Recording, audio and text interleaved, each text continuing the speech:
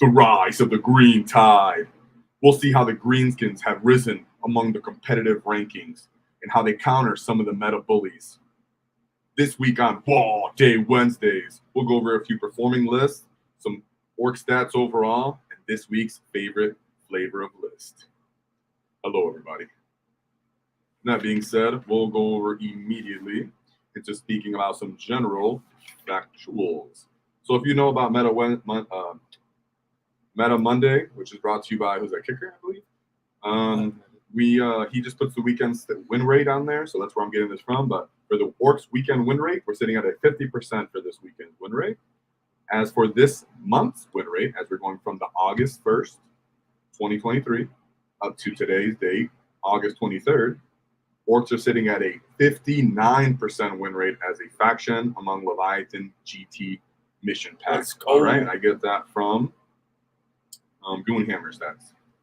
Okay, and then we'll go over to how they do against some specific factions, and we'll be using the actual data off this, not just what I feel. Right.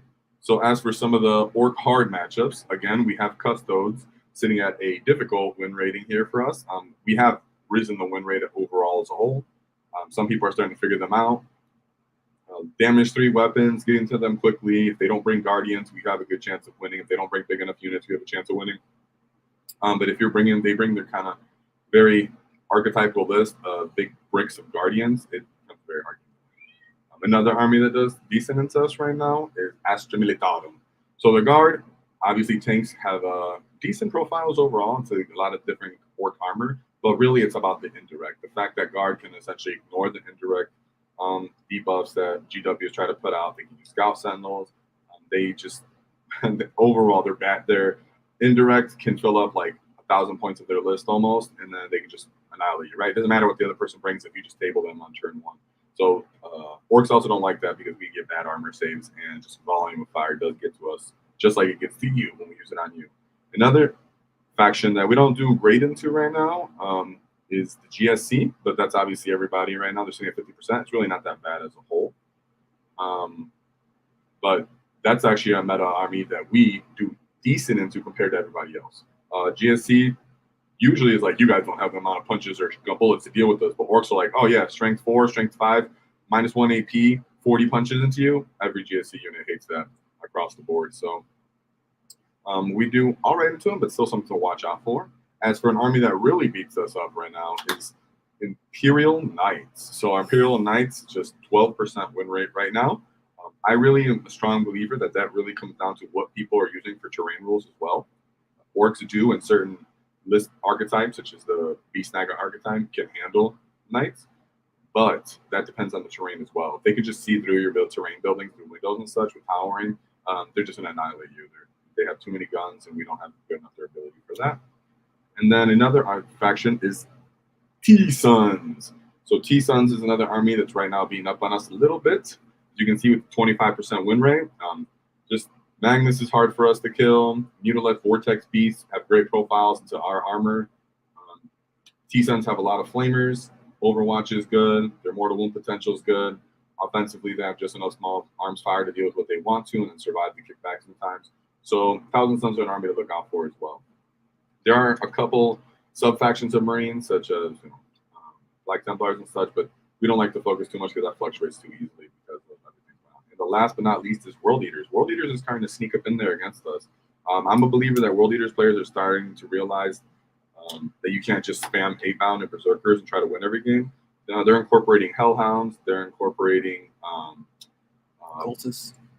More Cultists, considering they get a 4-up invul and a 5-up Pain. They're using more Brigands, as in they really tech into their allies to kind of deal with their lack of firepower as a whole. And then if you bring Angron in the list and really stick them in the middle of your table, in some matchups against Orcs, they can actually be a little difficult, right? But that's it for this week's discussion on how the Orcs have been doing this month. Overall, very well. 59% win rate is nice. You're not abusing your friends. You're not abusing the meta, but you are gaining respect. We have regained respect as a whole, as a faction among 40K. We still haven't got our nice win overall in the GT, but we did do very well.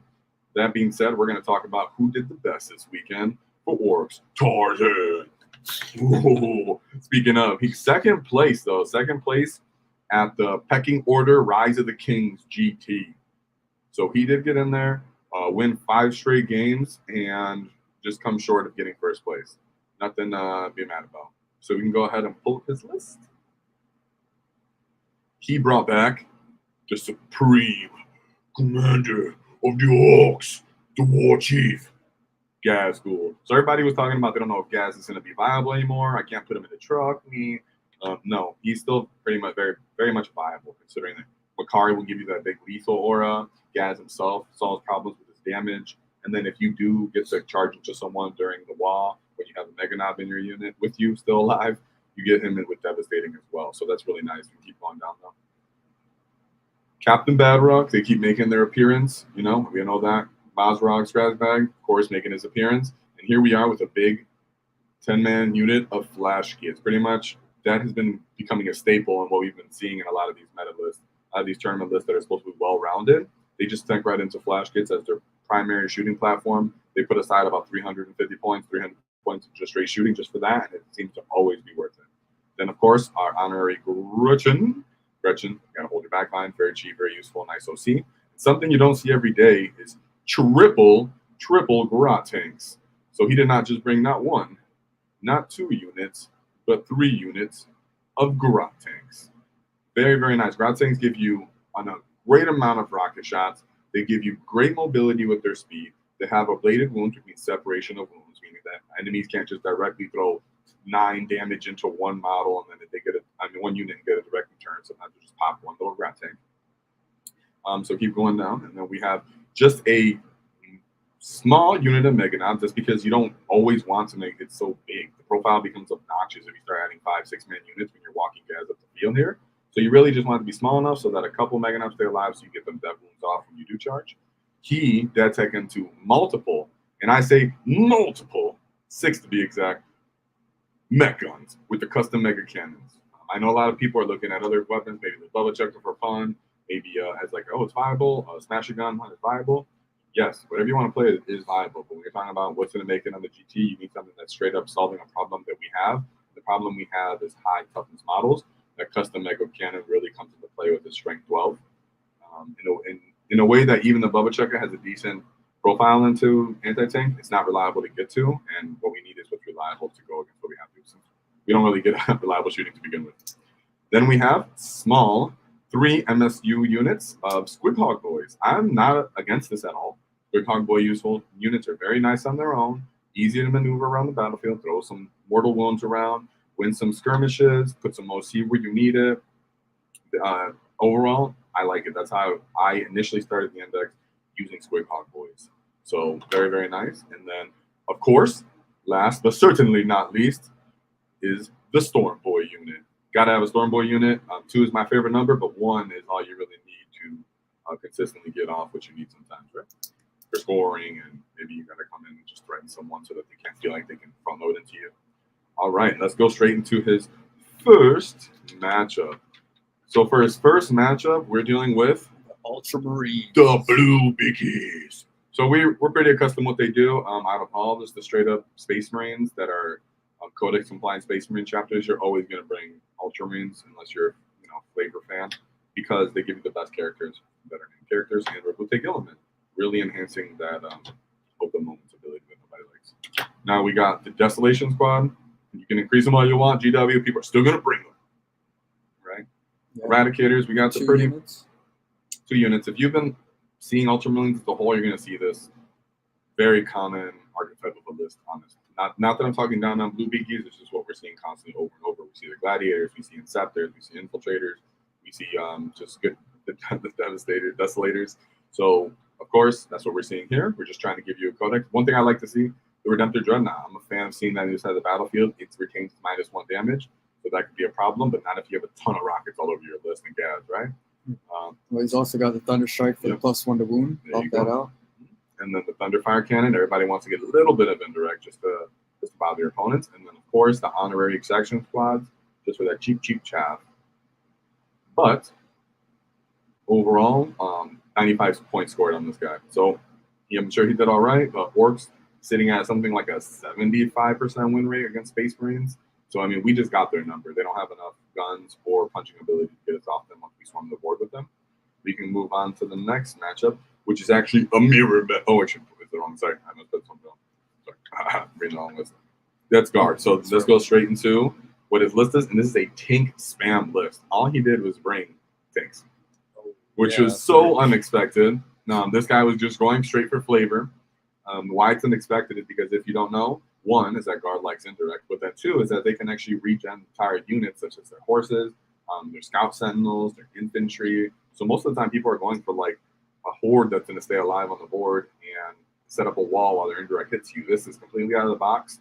And because the amount of guns he had, the profile he had, the unreliable potential to kill his opponent, as in Tarzan, unreliable ability to kill the tanks, he ended up scoring his lowest score here, which in my opinion might have been the reason he didn't get first place in the tournament, as he only got 67 points in this matchup. I can see why. You can't really present yourself everywhere. This is one army that could annihilate you too quickly for you to control your rate of attrition. But if you play carefully, you can stop them from being able to score their primary enough to beat them and or their secondary. I'm sure that's what Tarzan did. So 67 points on this game. Now we go into what everybody loves is Chaos Knights. So this was Chaos Knights with a allied demons, I believe, like some little demons at the end of this list. So we'll just go right over it. I do like what the War Dog Brigands. They actually do have good profiles into us as a whole. They like to have some melter shots. They get +1 to hit against vehicles. So yeah, the profiles aren't bad. It's just that orcs, if you don't bring enough of these and you start taking in allies like they kind of did, and it really comes down to the mission as well, guys, when you're playing against knights and terrain. But orcs can deal with Chaos Knights if they don't bring just an abundance of small knights. If they start to attack into allies and the mission doesn't favor them, you can end up beating them. In this case, Tarzan ended up smashing him with a 100-point score. Perfect score. Fantastic. Hopefully you guys just ran through everybody, though. Yeah, with these allies, they're all infiltrating units, and these are units that orcs can just eat up. Oh, yeah. So we'll just beat the crap out of those units. We'll just crumpet, get crumpet, right? That's all I'm saying. That's what I got to say. All right, let's go into the 5th matchup, which is everybody's favorite, or the 4th matchup. Sorry, we're just on 4. My bad, guys. I misspeak. I got excited. Everybody's most creative list, the Necrons. Close your eyes and guess. I'm sure you got it right what his list was. Nemesaurus Xandric is different, I would say. And the Control Nord, I'm not used to that, I guess, off the top of my head. But as for everything else, Transcendent Catan, Technomancers, the Crypto Thralls, we got the Reanimator, the Doomsday Archer, expecting great profiles, the Heavy Destroyers with Hematic Exterminators. And then I like the individual ones, by the way. They're really annoying to deal with if you're playing against them. Tomb Blades are just for scoring, and the 2 units of Lich Guard because they just hope that you can't kill them. But as an Orc player, you should be able to occupy the board, feed him just enough units to slow him down, and just beat him on the mission on the primary and hinder his secondary. And he got a 96 score against this one. So Orcs on paper do well, and Tarzan himself did well. And that's Necrons are sitting at like an A-tier army, very scary army for most people. You see, he just walked him. He was like, yeah, right, bro. So let's continue. And the last, but certainly not least, was GSC. This is what I mean, guys. Orcs have been going into some of these hard meta armies, and they really have an answer for just about all of them. So, almost. Not that they reliably win, but they do have some answers. So we get the Biophages, the Clamus. Sorry, I can't say their names correctly. They get their lethal, they get their mortal wounds, they get exploding, going cover, they get exploding 6s. As a whole for Tyranids, they like the outflank, they like the deep strike, they like to put their you duck the Saboteur throwing grenades into you. This is very similar to every other GSC list you've seen. It's always how many aberrants did they end up bringing, and did they bring any big units? That's kind of usually the only differential you ever see here. And as for this list, they did only bring 1 unit of aberrants, 1 large unit, and then they brought a couple bricks of these 20-man blobs, which if you're an Orc player, you know Orcs don't mind these at all. So, yep, and then a couple of Achilles winners. And Tarzan ended up scoring a 98 against this standard, typical GSC list. I'm not saying that it's a bad list. That's my point, is that this is a well-performing GSC list. We've seen across the board. We've seen it at WTC. We've seen it at ATC. Of course, it wasn't exactly the same. But when you're 1,800 points of the exact same thing, I think it's fair to say that Orcs do great with a great player, a great pilot, right, guys? If you're copying pasting any of these lists that you see here and you're not performing, it's not because the list is bad. It's most likely because you just need more practice with that list. These people usually get 20 reps in, 10 reps in with games when they're going to a GT and looking to score in the top 3. These are guys that have really honed in their skills and their mission play. So don't feel bad if you use something similar to this and you don't get as good results. But overall, great job to Tarzan. Second place. I'm really convinced that really out of the box, just fun, silly guard list really messed him up by getting a 67 score. And he could have really very much have been our first GT win of the edition. So great job, Tarzan. If you're out there, shout out to you, buddy. I don't know your real name, but Tarzan's good enough for me. And we'll go over and move on to our next top performing war balls. Michael Mann. Michael the Lad. Salt Lake Open. Another huge GT over the weekend. Denver Mountain Greenskins. That's his team name. All right. So we'll look at his list real quick.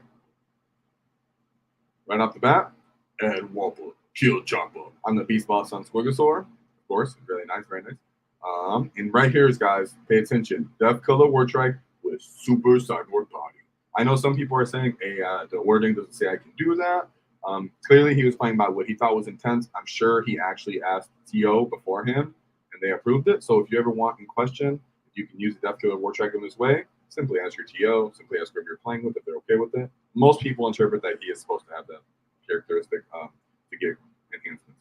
So that being said, a 4 Feel No Pain on someone this thick with that many wounds, like 9 wounds, feels really, really good. Then you got Captain Babrook, of course, with the Flash Get Bomb. Mazrog's Scragback, because having 2 beast bosses on Squigosaurus always feels great for all those Feel No Pains. And then a War Boss with Rule but Cunning but Rule, which I like a lot, because there's a lot of times that a couple knobs and maybe a War Boss stay alive, just start running around touching people. Only 2 trucks, like to see that it's not a spam. Then, of course, the honorary giant unit of Flash Kits that you always get. We got 3 units of Gretchen, really hold down backline, really score, maybe advance to the middle of the table, put something on an objective right away to draw your enemy out, never a bad thing. 1 unit of Knobs with Power Claws, that scalpel unit that I like to call them, really get in there and deal with your problem. You're not always going to get a return, guys, for that unit, right? Sometimes you're going to hit a 5-man Terminator unit with that Knob unit and then just delete them. And sure, point for point, maybe you didn't get the same result. But that's the thing. Orcs across the board are getting a great return investment for all their points in every unit and every skirmish they're winning. So if you take a minor loss on points there, it's not really a loss. That's why they're called the scalpel unit. They're there to cut out the problematic unit that the rest of your army isn't dealing with, which is usually some kind of Terminator unit that has Armor of Contempt, stuff like that. So knobs are great, and of course the volume is really what we like. We got the knobs on Warbike. Of course, but I enjoy these because you attach them to the Death Killer Wartrike, start running around and really threatening people with an automatic 6-inch advance and a charge across the table. Ooh, just terrifying people. Then you have the 3 units of Squighog Boys for skirmishes, followed by 3 Warbiker units. So overall, this guy's just looking to occupy the board, get up in your face, have a odd kind of durability, right? Because the bikers are all T6, and they all do get a decent armor save with that 4-up armor save. So let's go over his matchups and see how he utilized that somewhat odd profile into everybody. Okay. So right off the bat, we got Chaos Marines. Right? Yeah, Chaos Marines. All right. So Chaos Marines as a whole right now have been getting kind of a glow up, but they do want Abaddon essentially in most, if not all, their lists. So what they really excel at is shooting for the most part and not being shot, because they can designate marks to each other that help them with that, or they can designate marks to help them throttle and killing. What they do as a whole is they roll off on the dice for their leadership. If they roll below it, they have to take mortal wounds after they essentially sell those mortal wounds for a big enhancement on their either offensive potential, and usually that's some lethal wounds or re-roll the hit, etc. As a faction, I'm explaining to you guys. So we have the Terminators, Masters of Possessions, Eye of Siege. They have the Mob of Cultists, Legionnaires. We have the Rhinos, Space Marines are under Rhinos. 1 big unit of Chaos Terminators. Chosen. We got Unit Chosen. We got the 1 Forge Fiend. So overall, I'll just say right off the bat, this wasn't the most competitive Chaos Marine list. Overall, this guy just looked like he brought what he had, what he's had for a while from other editions. He has some good units here, some good units there. He did give the right units the right marks, such as Nurgle, so that he can't be shot for his obliterators. Possession, so that he can put lethals. The possessed, that way he can put lethals from Slanesh. But as a whole, it doesn't have the synergy that is really pushing Chaos Marines over the top. and therefore Michael Mann ended up putting 100 points up against this guy. All right, so great job, Michael. Nothing against the person who played this list, guys. Just because someone played something fun and they didn't do as well doesn't mean that they're a bad player. It just means they were enjoying the day. Yeah, when you're taking Iron Warriors, I think you're just trying to have fun. Yeah, you're really just enjoying how you probably painted some awesome models. Let's move on to the next matchup, which was Here's the mirror. This was the mirror matchup. Sorry, but I had my notes. This is another orc list, and this is a little bit common, but not completely common, as you don't see people at the top table bringing a big neck and mega armor all the time. But you do see the Beast Boss and Squigosaur, Beast Boss following lads. On this list, you see Snickrat. A lot of you guys like Snickrat. Good reason. He's great. I don't use him at the moment, but I'm open to him. Nabon Smash Squid with no enhancements. Not something I always see. Surprising, right? I like to give him Headwalk Skill Chopper, to be honest. I feel like it's a surgical insertion of that enhancement compared to the Beast Boss and Squigosaur, where because he's a lone operative and people want to kill him, there's a good chance that he can just not get off his Headwalk Skill Chop on somebody. Compared to this guy who he will throughout the game be covered by those squigs and still be getting into combat continuously as long as his army uses get one shot. So I prefer that. Now keep going on this list. This Beast Snag Boys, that's just straight up to be with Beast Boss. One unit of boys, you got the truck, got the battle weapon. This is funny because you guys like looking at the matches, but as we see right here, Hunter Rig. Clearly this orc player was just looking to have fun as well. I'm sure he would have brought a Kill Rig if he could, as it's significantly better than a Hunter Rig, and he doesn't have any 20-man units to put in there. So really the guy brought it for points. And the list was fun, and that's what he brought. He brought Commandos, he brought Snickrat, one unit of Meganons. As you can see, he doesn't have the flash kits, he doesn't have the backup shooting, he doesn't have multiple units of squigs other than just one big one, and he only has one unit of Storm Blade. So you can see that some of the stuff that really pushes you over the edges of an orc player to be efficient, to score the mission, to be durable, to be killy, he was lacking those, and therefore he did drop this game. And to Michael, because Michael put up 100 points again against him as well. So we'll go into his third matchup, which is the Sandy Boys, the Dusty Gits, the Thousand Suns. So in this list, we have two unit of Vortex Beasts, just so you guys know. Keep that in mind. Everything else on here is pretty typical, right, David? Yes. That's for what you'd see on them. Magnus he's a menace.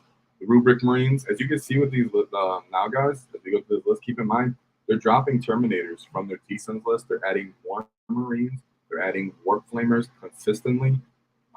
Although this list does have a few regular.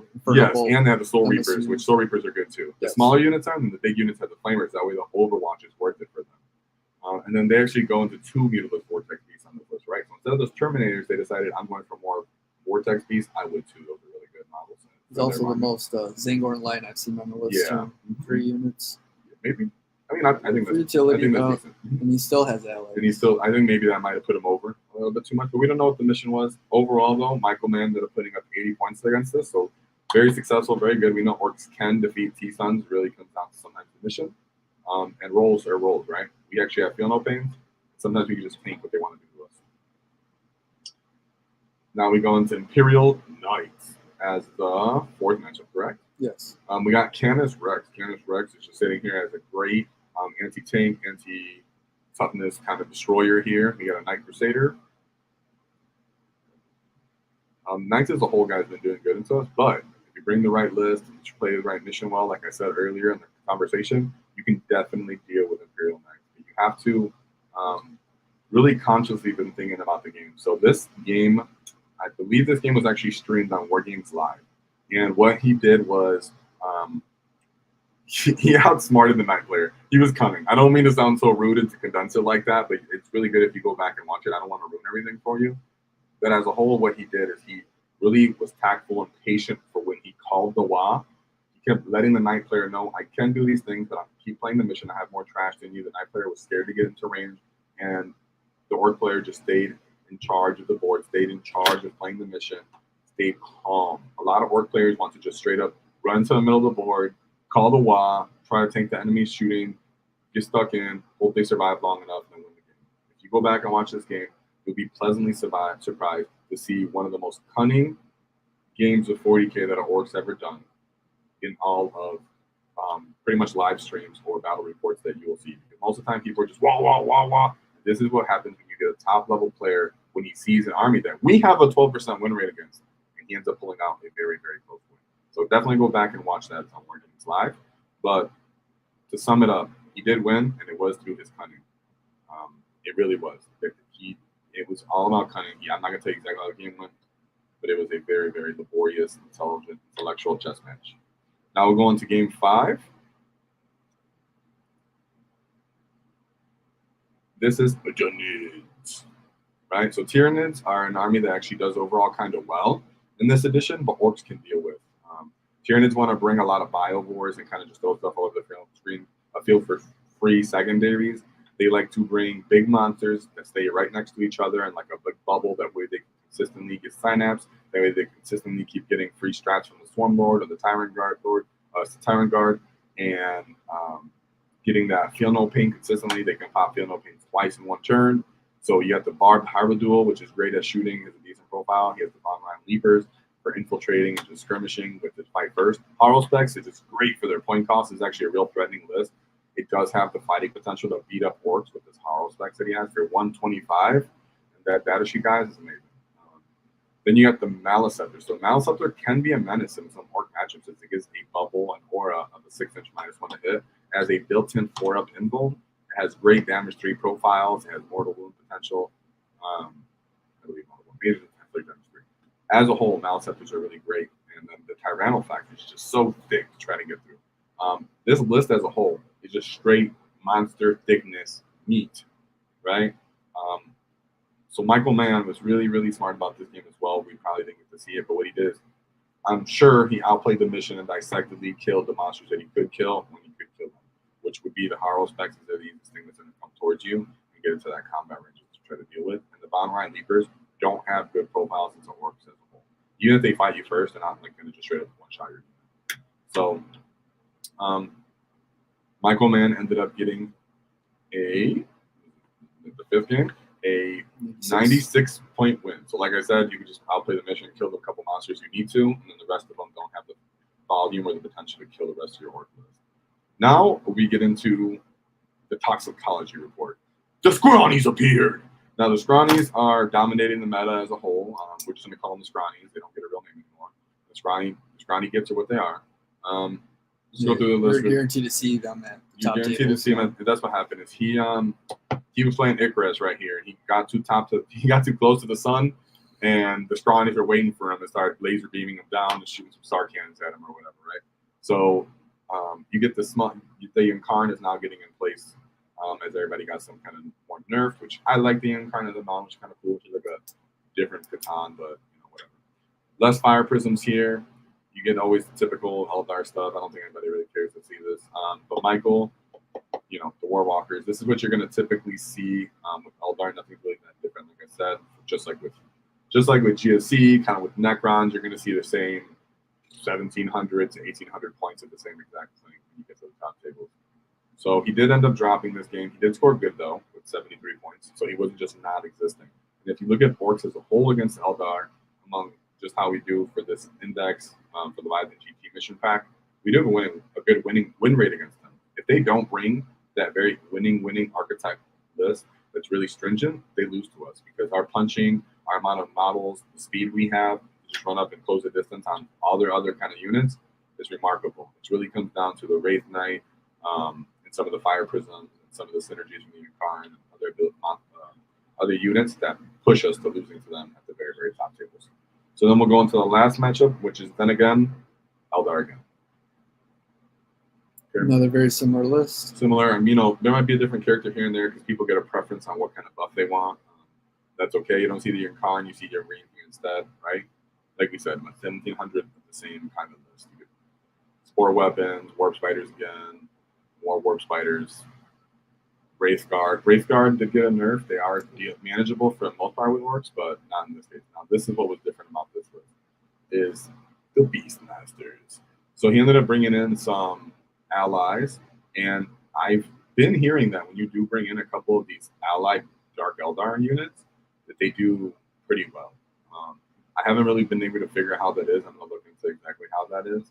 It doesn't directly come at you, but what it is that they come with the speed and more ability to fight. They get a lot of Dark Lances for the cheapness of what their units are. So that's kind of more likely what you're using it for. You're just getting a bunch of free, cheap Dark Lances, a couple skirmishing units here and there that are pretty cheap. And that as a whole is what they did. And this guy ended up also, he ended up losing this game as well, but scored a good 70 respectable points. Great job, Michael Mann. Nothing to be down about considering where Eldar are at. And that guy had an out-of-the-box list. So you can be prepared for that even if you try. Now, that being said, guys, those guys did great. That is those are two different but very competitive style of orc lists. They both have their slight preferences and how they want to do everything, but you see units that we see all the time, Flash Kids, or in the first list we actually seen Gazgul. But when we're talking about the favorite flavor of the week, we're here to talk about Andrew Tripley. Now, Andrew Tripley did perform quite well, because he still got 22. But mind you, he's not in the top 10, not even the top 15. Why would he mention him? Because his list had the most flavor, and you guys needed to see it. And that's the point of what this channel is. So right here, going straight into his list, we're talking about, of course, Beast Boss and Stegosaur, Edward's Kill Chopper. But then we see a Big Mac with the Shock Attack gun. Interesting. Mech with Super Cyborg Body. That was kind of funny to me. He just paid for the enhancement on that guy. Clearly, he has no one else. Mazrog, unit of Flash Goods here. Another small unit of Flash Goods here. Why not a big one? You don't have Captain Badrug. Might as well have 2 units. And then he went straight into a Gargantuan Squiggle, followed by Gretchen and a Stomper. None of you guys seen that coming. A Gargantuan Squiggle and a Stomper on the list. And he got 22, right? 22nd place with 5 wins, I believe. So let's get into his matchups. This is to encourage you guys to play what you want to play, when you want to play it, and have fun. Because he literally said, I'm going to do what I want. And I bet you he had an amazing thing. Imagine putting both of those amazing models on the table at once and just blowing people. All right. For the first matchup, Chaos Knights, right? He did ended up being a bit harder list than he would have expected. Of course, when you're going into this many of these smaller knights, they do have profiles that can be good at its anti-tank. And even if they're wounding you on 5, the Gargantuan Squiggle can be -1 to wound. The amount of shots with his melted guns, as you can see in their launchers, eventually they can out damage you and kill you enough. And your units, you don't have enough units to kill enough of them quick enough to even win on OC necessarily, or even some secondaries, because if the Stomper was 1 turn, you might not kill one, right? Or if they just rotate their iron shields and just roll just hot enough, you don't deal with them. So I can see how he lost this one, probably just playing the mission a little bit. It was still a decent score with 62. It's not like he just got annihilated, didn't exist. I could just see him losing out on the mission to a bunch of decently toughness units. Now we'll go into his second matchup, which is something that everybody's a little high on, which is Death Watch. I think we do specifically well to Death Watch as they would like to be expensive bricks of very killable Beakies, and Orcs do great to them as a whole. They want to run onto mortals with their big units, and Orcs just don't give a return on that. In this case, though, we were too tough for what they brought. So the Desolation Marines, another usually Desolation Marines, right? So this guy thought, I brought all the anti-tank I'd ever need.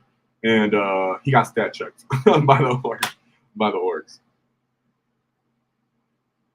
So, and 1 unit Inceptors, Infiltrators here as well. 1 small Proteus kill team. We get the Terminators in there. That's more of a durability unit as well with some Havoc launchers. See, you can see here, he had a lot of launchers. He had cannons. He had a little Caladius Assassin and the nice Extraction Squad, guys. You're always going to see one of those little units on the list. Andrew ended up scoring a 72 against the Death Watch. Oh, by the way, the first one, guys, I said that I misspoke. He actually did only score a 29 against the Chaos Knights. Yeah, he did end up getting annihilated. I was looking at the person right above him. So like I said, as that was the second matchup, he did end up winning with a 72 point. Now, the third matchup was Tyranid. So here you have the Swarm Lord on the Winged Hive Tyrant. I'm a little surprised to see that. He doesn't come around as much. I think the foot one is better argued in my opinion. Ormagons, Termagants, of course you need a couple of cheapness. Barbgons to get that reduced movement. And in the Orc list, obviously don't care about that.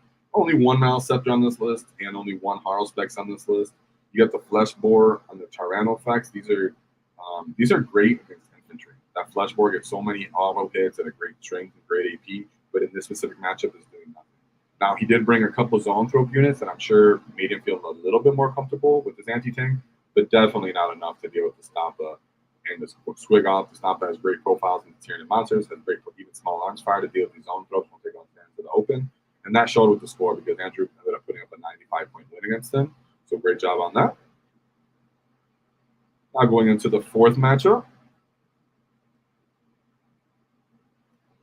we have the WAAAGH. So these are two, actually, this is Chaos Knights, but two large Knights, right, David? Uncommon for that, right, as we see. And then he brings some more, of course, everything else is just small Knights, just Brigands, War Dog Brigands. I like them a lot. The abilities of Chaos Knights to mess with your shock, battle shock test, and then they get buffs against you once you're battle shocked, once you're scared of them. And we can, if you're dealing with something that's like T13, a couple orc units, you can auto pass battle shock once that one turn, pivotal turn, then you're going to need the strats on that Gargantuan Squig Off, and then you're going to take all their shots and return damage on them. That you just tanked it, and that big knight can, either of those big knights can actually be taken down by the Stompa as well at shooting. And then once the Stompa, if it survives long enough to get into range to fight, it's annihilating knights in combat. And the score did show as well, as Andrew ended up putting up a 95-point win against that list as well. Now we'll go into the fifth list, which is Imperial Knights, Knight Smashing. So we got Canis Rex again, right? So guys, if you're going to show up to events, be expecting Imperial Knights. They do very well into everybody. They're very well into orcs as a whole, but they do decent into everybody else. They're very much a gatekeeper army.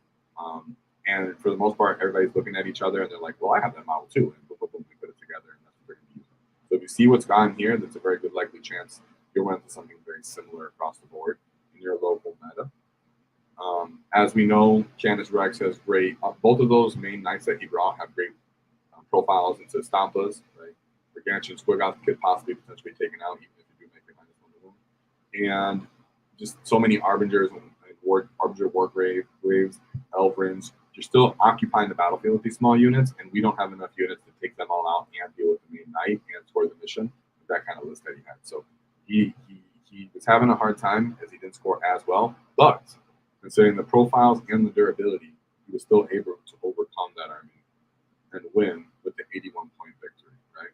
Did have to play a little bit more KG, not scored nearly as highly, but I'm sure he still ran him over, and the mission always matters as well, guys. But look how great he's doing into some of these armies and still having a great job. And then he gets into the last matchup, the very last matchup, which is everybody's favorite, Scrawnys, the Eldar. He did end up losing this game.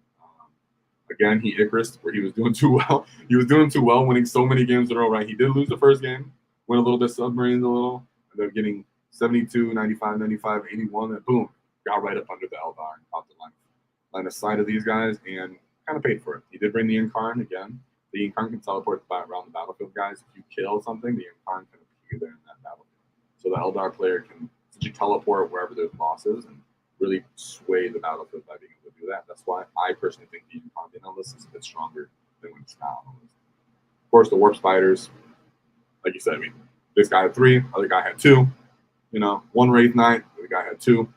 That's the difference here. But this is what we're expecting when we're talking about Eldar. When we talk about the Scrawnys, everybody knows where they're at. We'll just hope that GW addresses them. And if you're finding them in your local meta, I hope you're doing well as we can, as long as they're not bringing the atypical, stereotypical, super powerful list. Right? So those were the 3 lists that we wanted to go over this week. 2 of them were just straight up great performing lists as a whole in the GT. Andrew Chipley's list was my favorite flavored list. A lot of people are trying to see the Gargantuan Squig Off in action. Here we go. We got the Gargantuan Squig Off and the Stompa in action on the same list, performing, having a great time on the GT level, and not being scared to just get out there and playing the way he wanted to play. So my MVP is Andrew Tripley, but never forget how good Tarzan did by being this close to getting us first place, our first winning GT. I'm sure that tank list was just so surprising. So let's go into maybe chats, David. Yeah, Brandon says 59%. Let's go, boys. Let's go. Whoa. Right, sitting at a 59% for this month, which is what I really like to see. I like to go by the month basis. If you do the whole index as a whole, it's a bit too long, in my opinion. Doing it a month, every couple, 3 weeks, how we're doing, and getting an average somewhere there is really nice. We're gonna get to how would you proxy Bad Ruck, Kit Bash, Flash Kits? Don't want to buy a third unit. Yeah, I would take, of course, some kind of knob unit, maybe a big hat. Really, what really want, guys, just someone with a big gun and a big banner. That's what the two big features I would really go for, right? Of course, there's the coat and there's the hat, but in reality, as long as you got a big, somewhat version of a gun, and then you have some kind of a big banner to show that you're a part of the Flash Kits and you're the most fancy, looted out person, get a banner on there. So use any kind of bits that have assortment. Of course, you can make a orc banner out of almost anything. Then you can use bits from leftover killikins or mega knobs or shock attack gun. Use some knob bodies, put that together, and you can find something pretty good. Because that's what a lot of people have been doing. And in our Discord, you can see one too, using beast boss arms and stuff for the choppa and stuff. Very creative. And Modaka says, Zog them blue kids. Zog them blue biggies. Right? I mean, those blue biggies I've come down a lot of times. I know how it is. The amount of firepower they give you is so annoying, but once you satisfy, close the distance on them, start comping them, it feels so good. And our boy WAAAGH saying hello. WAAAGH on Wednesday. Joe Atkins, whoa, bosses. Oh, the orcs as a whole have been doing great these last couple of weeks. We've been getting a good recognition from the Art of War and likes of other channels. People are starting to say, oh, you can run more than just trucks. Yeah. Another thing, battle wagons are making a run their comeback as well. So what's going on here? And, Blake G has a question. Where does it say what units can take 2 characters? So in the units, when you go into like the unit composition, orc boys, like the standard boys, are the only unit that can take 2 leaders. And one of those leaders has to be a war boss, and it will say they're in the unit composition. Not a dumb question. There's no dumb question in 40K. There's so much going on. Never feel that way. And of course, you can always join the Discord and ask me or anybody else any kind of questions. Some people just love asking questions because it means you're someone new to 40K and that we want you to stick around. So don't ever feel bad about asking any kind of questions. No such thing as a dumb question. Just staying quiet and playing the game wrong is a dumb way to play. All right, Wappa Wap with another Wappa Wap! Getting a mate to pick up a box of Flash Kits today. Also pondering a Bad Ruck Kit Bash. Okay, definitely get your Kit Bash in because nobody wants to buy another Flash Kit unit. Same thing, trying to make a nice fancy banner with any kind of things you got going on, make them a little bigger, put them on his tactical rock if you have to. He's an old model to begin with, guys. Don't be surprised if like in 6 months for some reason they'll be releasing new Flash Kit. Captain Badrick, right? That's why I'm not telling you to go get it. Modaka, take us to Flavor Town, boys. Flavor Town for real. Squiggle up? I got you to squiggle up plus the stomp up? Tell me you were expecting that. And if you were, you're lying, weird boy. All right, Dub Baron's Warband. I love to see the Stompa in here. Oh, the Stompa! I love showing the Stompa too, guys. I'm like this close to being like, I'm just gonna take it to an RPG. I don't care. But honestly, I want to try to perform a little better than Joe. All right, Vibe Merc is asking, what's the crumpiest way to fill a battle wagon for melee? Oh, hands down, easy. My opinion. This primary scalpel unit. 10 knobs, war boss. Boom. Giving your the knobs +1 to hit, very, very, very necessary because they're typically hitting on a 4+. The 2 AP, very, very necessary as people have Armor of Contempt now, and sometimes you really just got to get past that. And the volume of punches from such a big unit, the fact that they have an innate -1 to wound from the war boss being in the unit, that way there's way more defensively durable to small arms fire that is going to happen to them in Overwatch. They're way more likely to deal with flamers as you get out of the battle wagon. And they just make it worth it for you to put in. If you don't want to use that, you can very much put a big 20-man unit of Beast Snagger Boys in that unit with a Pain Boss or a Beast Boss. And that is what I would put somewhere in second. He follows up with, what about 2 units of them? 2 units of battle wagons, then run 2 20-man units of... Huh? No. Oh, you can run 2 units of knobs too. We've seen that too. We've actually seen 2 units of battle wagons and 2 units of knobs in each one, or 2 units of 20 bad Beast Snagger Boys, and those kind of lists that perform well as well. Because everything else on our army, for the most part, just keep in mind, if everything on your list is very expensive, you have to play more KG, a bit more like everybody else, and start hoping that you can stat check them. But if you do invest into a couple of these expensive killy packages, a scalpel unit, a shoey unit like a Captain Badrook, and the Flash Kits, if the rest of your unit is sticking to the strengths of the orcs as being cheap winners of skirmishes and cheap transports and cheap board denial and occupation, then you can pay that little extra tax for a fancy scalpel to get in there and deal with your problematic unit. That's it. And that's it? Okay. Well, guys, I think that hit everything, David, right? Yep. All right, guys. And that is another WAAAGH Wednesday. Mind you guys, we like to come in here. We like to show what's good in the meta, what's performing well, and then we like to give you a nice list somewhere near the end. Sometimes we cover even RTT lists that look really good as well. But this list, there's a lot of GTs that we could cover, and therefore we felt the need to, as someone like Tarzan did really good. But David actually found Andrew Chipley's list, and he showed it to me, and I was like, that has to be on the channel. That's literally the point of the channel. Just to tell people, run the Gargantuan Club, run the Stomp Club, run whatever you want. Just practice before you go and be confident with how you play. You won't have the answers to everything. That doesn't matter, guys. You can still win 5 games with the Stomp and the Squig Off. If I would have told you that 3 weeks ago, you wouldn't have believed me. But here we are. All right? And if that's where we are, then there's one thing to keep in mind. Don't cross the wall, because we knock your teeth out. Ooh.